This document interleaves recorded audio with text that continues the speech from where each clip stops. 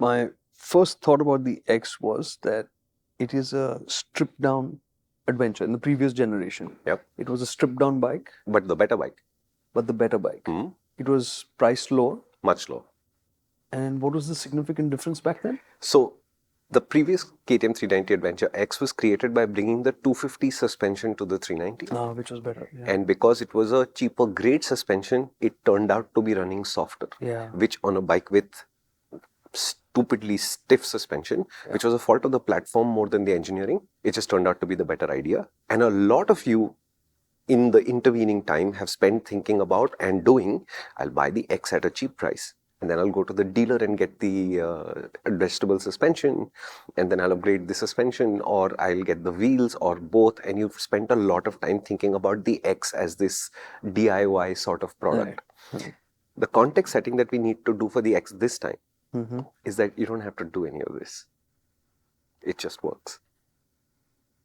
Because the fundamental problem of the stiff suspension doesn't exist. Right. So there's nothing to fix in that sense, right? So this suspension, like in the S, you have the fully adjustable suspension. Correct. Front, rear, you have preload and the compression. Correct. In this, there's no adjustable. There is only preload at the back. Okay. Okay, let's go into the details straight away. The rear suspension unit is exactly the same as the other bike's suspension unit down to the tuning, except that the rebound adjustment circuit is not in the hardware. That's all. So preload settings, spring rating, damper settings, it's all exactly the same between the two bikes. Makes sense? They're only 1 kilo apart, right? This bike is 1 kilo heavier. Okay. This bike is running a 1917 setup. So you've got a 19-inch alloy wheel. Also, the rear wheel on this bike is a radial, whereas on the Adventure/S, I'm just going to call it the S from here onwards. This makes things simple. Okay. On the S, you have a 2117 setup. Yeah. Tubeless spokes. This bike is running a 1917 setup with alloys. Both the bikes get Apollo Trampler XR tires, which are very good. Because the wheel weight is different, KTM has retuned this suspension. So if you think about it from the international perspective, they are actually quite a ways apart, right? Because the R model, which is the only other adventure on sale internationally, has 230 mm suspension, more sophisticated suspension units, greater ground clearance, etc. And that one doesn't have tubeless wheels. But KTM has retuned this suspension. So these folks run more preload than the S does. These folks also have a progressive spring, but the initial is stiffer than the S's and the finish is softer than the S's. Okay.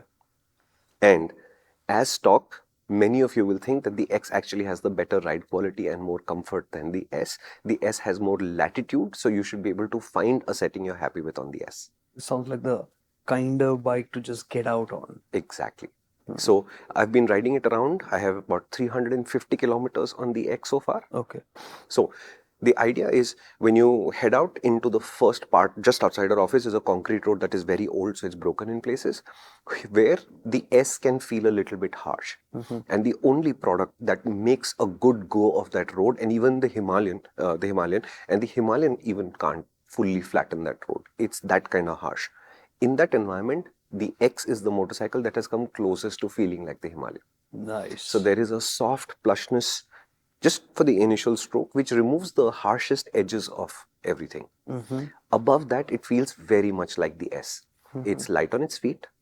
It's reactive and responsive. It gives you feedback, but it keeps you well isolated where you think, I know what's going on, but I'm not suffering from what's going on. And as the bumps get larger and larger, the suspension comes into its own and says, I will control this experience. You have a good one. Okay. So what I really enjoyed is on my commute home, there is about, I'm going to say 2 kilometer long road, which is very crowded in the evenings. And yesterday I left late from work, so the trucks were entering Mumbai at that point of time. So the tarmac gets blocked.